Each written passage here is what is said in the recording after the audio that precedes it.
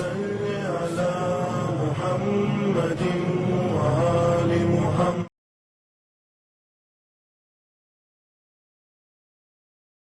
اعوذ باللہ من الشیطان الرجیم. بسم اللہ الرحمن الرحیم.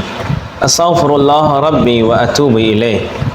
عید قربان بہت نزدیک ہے، آنے والی ہے. اس کے اہم مسائل، مگر سب سے پہلے میں مولا کائنات امیر المومنین علی بن ابی طالب علیہ الصلاۃ والسلام سے ایک حدیث ذکر کرنا چاہتا ہوں. اگر لوگ قربانی کے اثرات و برکات کو جان لیتے تو یقیناً قرض لے کر قربانی کرتے.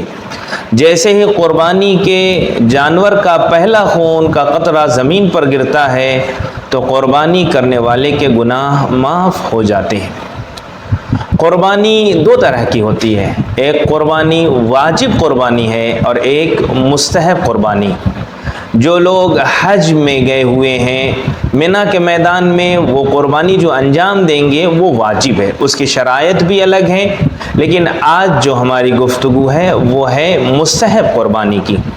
مستحب قربانی جو جناب ابراہیم اور جناب اسماعیل علیہ السلام کی یاد میں ہر مسلمان اپنے یہاں 10 ذی الحجہ کو جانور کو قربان کر کے مناتا ہے. اس کی شرائط کچھ اس طرح سے ہیں. اس قربانی میں کچھ چیزیں مستحب ہیں. مستحب کیا ہیں؟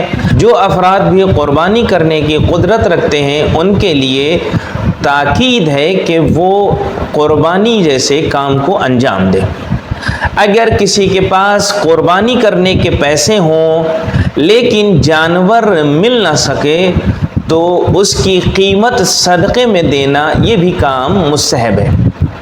وہ افراد جو منا میں ہیں ان کے لیے 4 دن تک قربانی کرنا مستحب ہے. لیکن جو افراد منا میں یعنی حج نہیں کر رہے ہیں اور جناب ابراہیم اور اسماعیل علیہ السلام کی یاد میں اپنے گھروں پر جانوروں کو ذبح کر رہے ہیں ان کے لیے 3 دن قربانی کرنا مستحب ہے.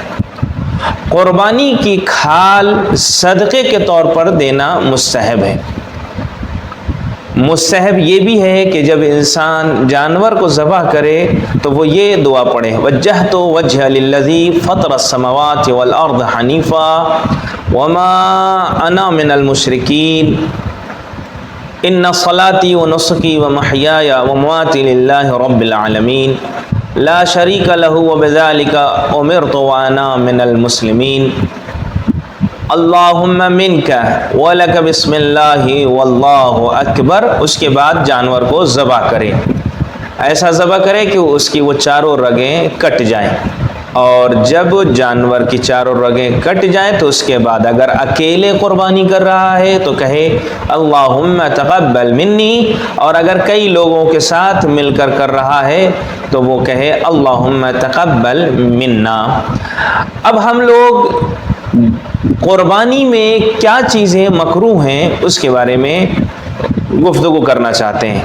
پہلی چیز جو مکروہ ہے، قصاب کو کھال اجرت کے طور پر دینا یہ مکروہ ہے.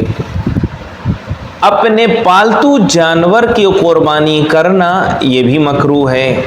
ایک جانور کو دوسرے جانور کے سامنے ذبح کرنا یہ بھی مکروہ ہے. اب اس کے بعد ہم احکام کی گفتگو کر لیں کہ احکام کیا ہیں.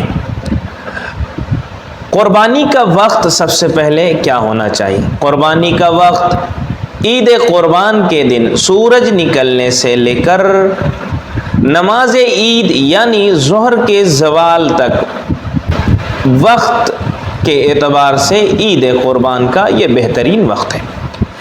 اب رہا مسئلہ یہ کہ کیا ایک جانور میں کئی لوگ شریک ہو سکتے ہیں یا ایک انسان ایک ہی جانور کو قربان کرے؟ نہیں، ہرگز ایسا نہیں ہے. انسان اپنے اور اپنے اہل و عیال کی طرف سے ایک جانور کی قربانی کر سکتا ہے. اور میں جو آپ کے سامنے ان مسائل کو ذکر کر رہا ہوں یہ آیت اللہ العظمیٰ سید علی سستانی دامت برکاتہ کے فتوے کے ذیل میں بیان کر رہا ہوں.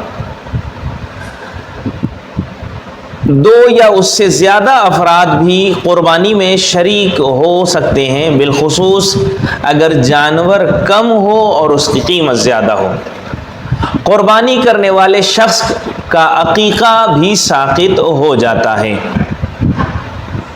میت کے لیے رجا کی نیت سے بھی قربانی کی جا سکتی ہے۔ ایک جانور میں دو سے زیادہ کئی لوگ بھی قربانی کر سکتے ہیں۔ قربانی کا جانور، واجب قربانی کے جانور کی شرطیں کچھ اس طرح سے ہیں۔ قربانی کا جانور اونٹ، گائے یا بھیڑ یا بکرا ہونا چاہیے۔ احتیاط واجب کی بنا پر 5 سال سے کم کا اونٹ نہ ہو، 2 سال سے کم کی گائے اور بکرا نہ ہو، اور 7 مہینے سے کم کی بھیڑ نہ ہو۔ لیکن مستحب قربانی میں یہ شرائط ضروری نہیں ہیں جو واجب قربانی میں ذکر کی گئی ہیں، یعنی قربانی کا جانور کانا بھی ہو سکتا ہے، لنگڑا بھی ہو سکتا ہے، کان کٹا بھی ہو سکتا ہے، سینگ ٹوٹا بھی ہو سکتا ہے، خصی بھی ہو سکتا ہے، لاغر بھی ہو سکتا ہے، مگر کہ افضل یہ ہے کہ اس کے اجزاء سلامت ہوں اور موٹا ہو۔ اس کے بعد فرماتے ہیں بیمار، کمزور اور عیبدار جانور کی قربانی میں بھی کوئی حرج نہیں ہے۔ اب تیسرا مرحلہ اور آخری مرحلہ کہ قربانی کے جانور کا گوشت کس کو دیا جائے۔ قربانی کے جانور کے گوشت کا 3 حصہ کیا جائے۔ ایک حصہ اپنے لیے رکھا جائے اور اس کا دوسرا حصہ مسلمانوں کے لیے رکھا جائے اور تیسرا حصہ غریب مسلمانوں تک پہنچایا جائے۔ آخر میں خدا سے دعا ہے، خدایا ہمیں واقعاً قربانی کے شرائط جو ہیں اس پر عمل کرنے کی توفیق عطا فرما، آمین یا رب العالمین۔